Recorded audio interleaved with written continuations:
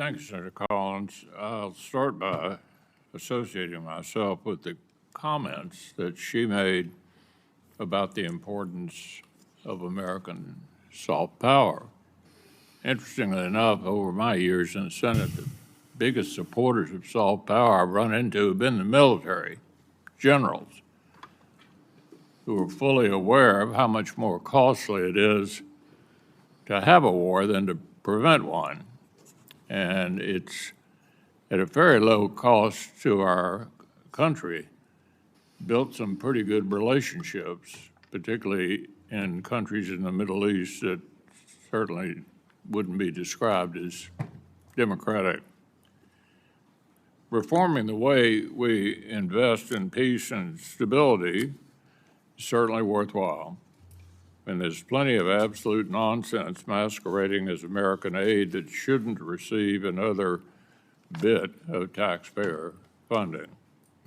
But the administration's attempt to root it out has been unnecessarily chaotic. In critical corners of the globe, instead of creating efficiencies, you've created vacuums for adversaries like China to fill. Responsible investments in soft power prevent conflict, preserve American influence, and save countless of lives at the same time. So if we're concerned about spending, and we should be, it's important to remember what wars cost. At the height of World War II, 37% of our GDP was spent on defense. In Korea, 13%, and Vietnam, 9%. The Reagan buildup, only 6%. Obviously, peace through strength means more than just saying it. It means actually demonstrating it. So that's just a fact that soft power, at very little expense, goes a long way. And tellingly, some of the folks who talk most open about the importance of soft power, as I just indicated, are the military. That they know exactly what I've already said about the cost of having one. I welcome the President's intention to restore American hard power. His repeated commitments to strengthen the military signaled that he understood this, like President Reagan, that peace through strength really has to be more than a slogan.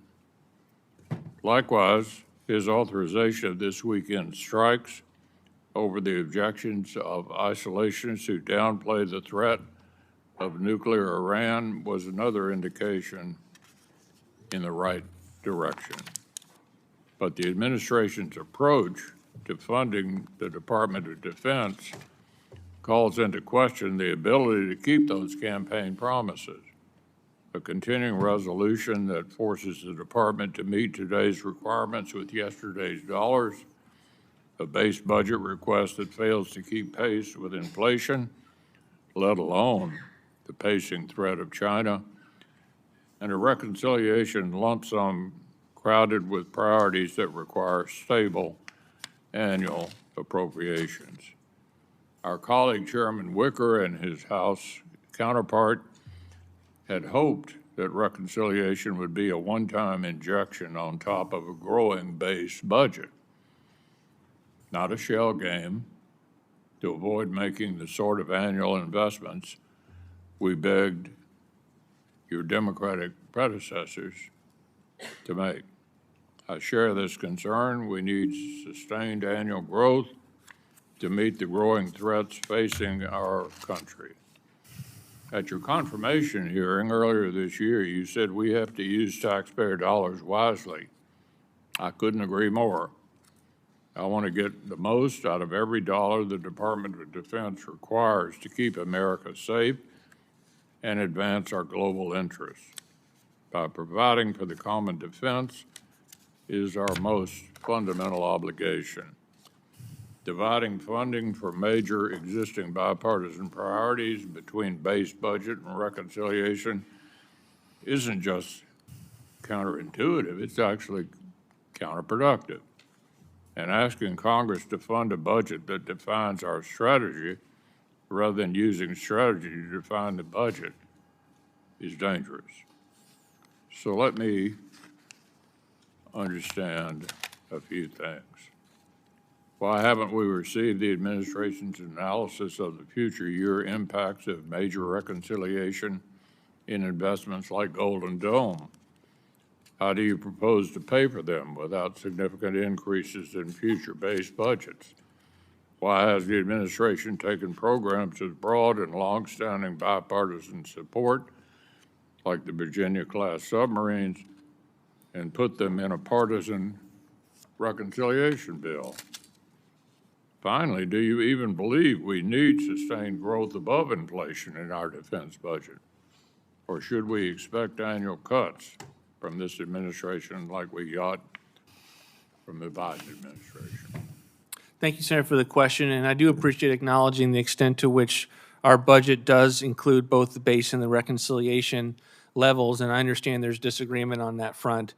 Just from our perspective, we believe that the current appropriations process is, to some extent, broken. We're living under a CR, so no matter what level was put forward previously, it ended up with a continuing resolution in which we do not see any increases for defense spending. Similarly, there are hot-button issues that I think have kept the appropriations process, think of the wall, think of ICE programming, that have kept the appropriations process from working and almost led to the brinksmanship at the end of the fiscal year. We certainly saw that in the first term. And so our view is that we can't afford, from the country's perspective, from a national security's perspective, to trust that the appropriations process will work as we all intend and hope that it would, in that we have to use Republican votes to secure the defense increases, the homeland increases, and even things like air traffic control and some other things. So from the standpoint of what does the budget reflect, it's $1 trillion between both categories. Color of money is no different. And it will grow with inflation, which is not abnormal for the types of assumptions put in a FYDP. It is not the full FYDP. We haven't gone through our national security strategy, our national defense strategy. That is work in progress.